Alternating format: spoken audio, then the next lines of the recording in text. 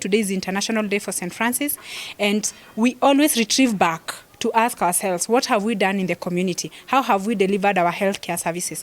What is the impact in improving the healthcare services and contributing to the universal healthcare coverage? So today we were doing that to commemorate that day, but beyond that, God has blessed us to get to another level and another step of offering critical care services through our ICU, and because of that, we are also moving not to from the ordinary ambulance services. We need to have critical care ambulances where a patient can be taken care of as if in the context of ICU buildings or walls, but all that can happen within the ambulance that you have just seen, which we have commissioned.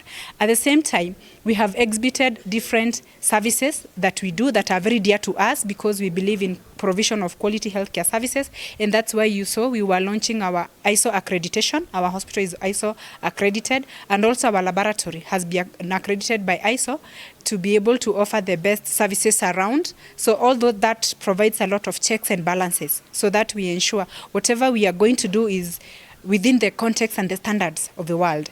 From there, we have seen the commissioning of a new oxygen plant. It's quite a big oxygen plant that is able to give a big capacity of refilling different cylinders and supplying the whole hospital, and even supplying the same purified oxygen to our neighbors.